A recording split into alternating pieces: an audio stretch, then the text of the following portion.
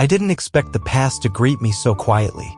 It started with the soft thud of tires on a gravel road, the distant whisper of pine trees, and the way morning sunlight filtered through the windshield like it had a memory of its own. I had been away for 22 years, long enough to forget how silence sounds when it stretches across a lake at dawn. I told myself it was temporary, 2 weeks, maybe 3. Just long enough to help out while my father was away. Deliver the mail. Drive the old postal truck. Nothing complicated. But the moment I rolled into Providence Oaks, I felt the weight of something I didn't recognize at first. Not nostalgia, that's too romantic a word. It was more like displacement. Like finding your childhood room exactly as you left it, only smaller than you remembered. The town hadn't changed much. The diner still leaned slightly to the left. The gas station signs still blinked the wrong letters. And the people, they hadn't changed either, not in the ways that matter. Everyone still waved, still asked how your parents were, still remembered your birthday. On my first route, I passed the house with the crooked mailbox, the one my best friend and I once egged in 7th grade. I laughed out loud in the truck, half in disbelief, half in guilt. I remembered the sound of bicycle tires on asphalt, the way summers used to smell like sunscreen and warm soda. Each delivery became a memory. Every stop was a breadcrumb leading back to a version of myself I thought I'd buried under deadlines, client calls, and blinking cursors on too many screens. Something about the routine, the sorting, the driving, the stopping, the delivering began to feel like a bomb. The town ran on its own quiet rhythm. I started waking up before my alarm. I left my phone in the kitchen more often than not. The world outside of Providence Oaks felt distant, artificial, like a noise I could choose to ignore. I saw a teenager fixing up a car with hands covered in grease and fire in her eyes. I saw a woman my age run a video store with the fervor of someone preserving an endangered species. I saw older folks sitting on porches, watching the wind move through the trees like it mattered. I saw myself, not reflected in mirrors or remembered faces, but in the silence between deliveries, in the stillness of a lake that didn't care where I'd been or what I'd done.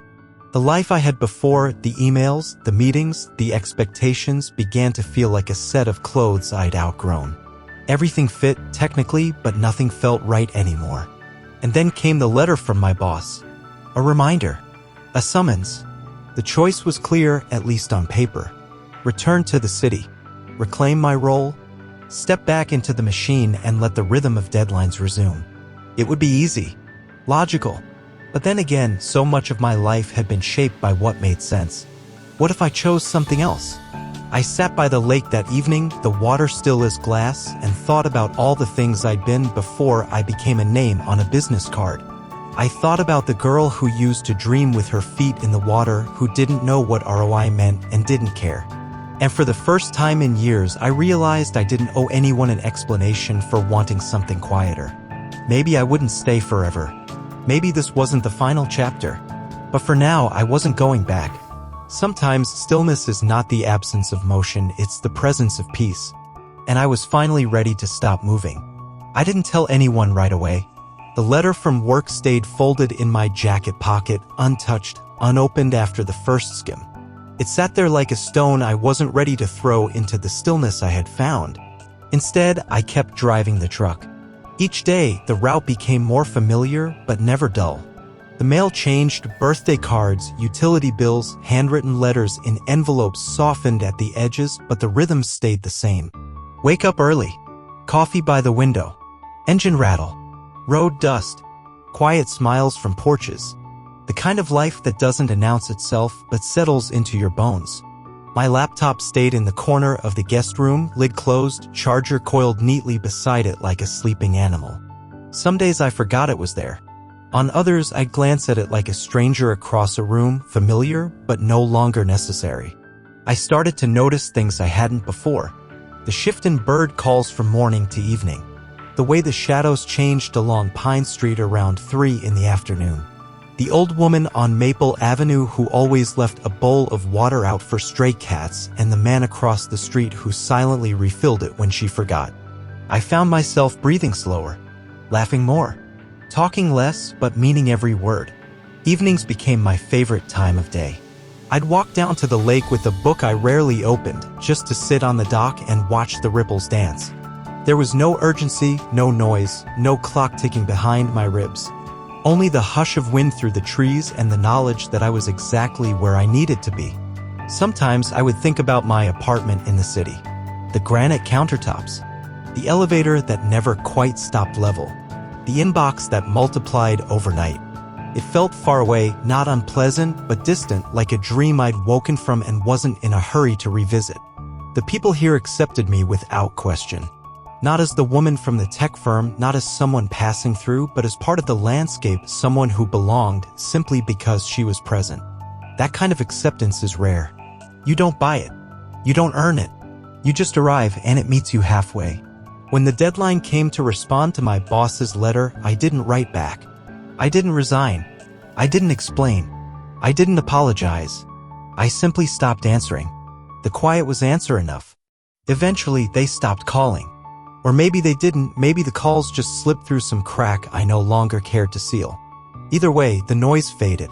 All that remained was this place, this rhythm, this version of myself that didn't feel like compromise, but restoration. I learned to cook again, not with timers and calorie counts, but with instinct. I learned to sleep with the windows open, to let the night settle around me like a blanket. I learned to be alone without being lonely. Sometimes, when I walk the same route my father once did, I wonder if he felt this too, the slow, anchoring pull of a town that asks nothing but your presence. If so, I understand now why he stayed. I don't know how long I'll be here. A season. A year. A decade. Maybe forever. But I know this. For the first time in a long time, I am not chasing anything. I am not proving anything. I am not performing. I am simply here. And that, for now, is enough. I never meant to stay this long. That's the truth. I came for 2 weeks, and now the calendar tells me it's been nearly 5 years. I stopped counting after the first year because the numbers stopped matching. Seasons became my markers. The first winter, I learned to drive in the snow again. The summer, when the blackberry bushes finally bloomed along the East Trail. The spring, the raccoons broke into the community center through the kitchen window and had to be bribed out with marshmallows.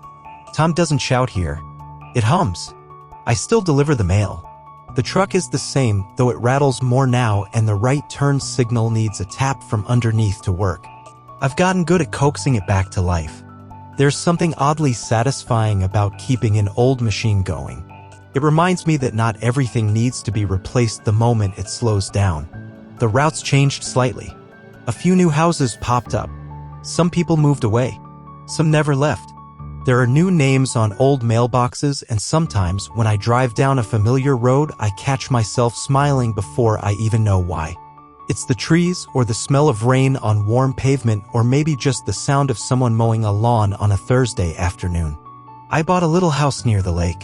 It's nothing grand, 2 bedrooms, a screen door that squeaks, and a wood stove that smokes a little when the wind's wrong. But it's mine. It's quiet. There's a cedar tree out back that leans toward the water like it's listening. Some evenings I sit on the porch and listen with it. People ask me sometimes, the ones who pass through, the vacationers, the occasional out-of-towner looking to escape for a weekend, if I ever miss real life.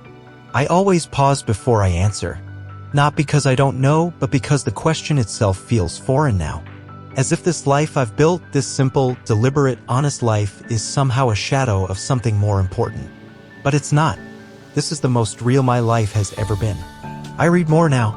I learned how to garden, but the tomatoes still refuse to cooperate. I help out at the library on Wednesdays. Sometimes I teach computer basics to the seniors, not because I have to, but because I want to. I see the same faces at the diner week after week. They know my name.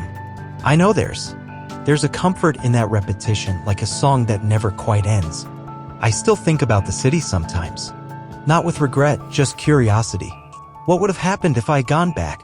Would I be climbing some invisible ladder, staring out at rows of cubicles and feeling that dull ache behind my eyes that no amount of caffeine could fix? Maybe. Or maybe I would have adapted again, the way we all do, convincing myself that stress was normal and stillness was laziness. But that's not the road I chose. I chose this. And maybe the most surprising part is how unremarkable it feels now. Not dramatic. Not romantic. Just right? Like a coat that finally fits.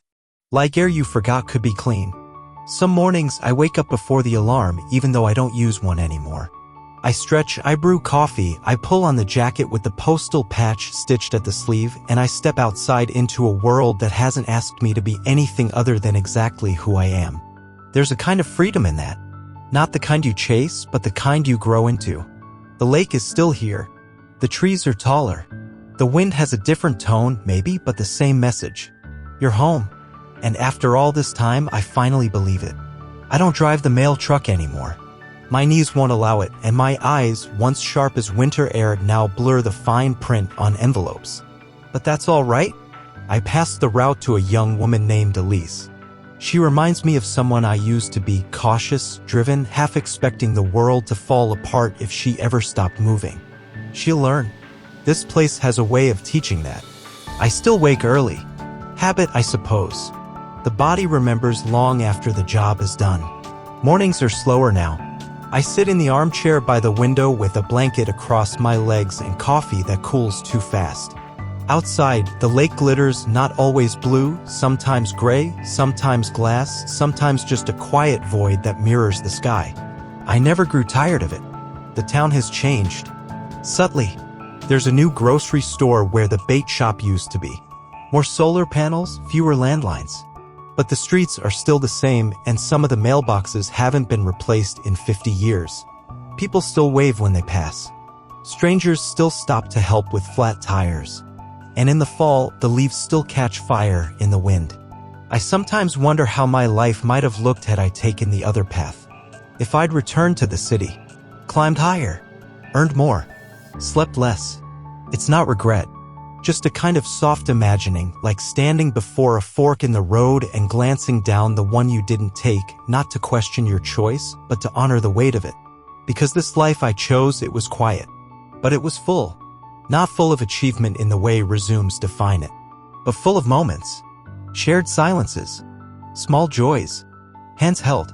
Books finished. Tomatoes finally grown, though crooked. Fires lit and sat beside, seasons folded one into the next like pages. I've lived here longer than I lived anywhere else. That still surprises me sometimes. It wasn't planned, but roots don't always need intention to take hold. Sometimes they just find the soil they need and grow. My hair's gone white. My walk is slower. I lose names now and then, but never faces.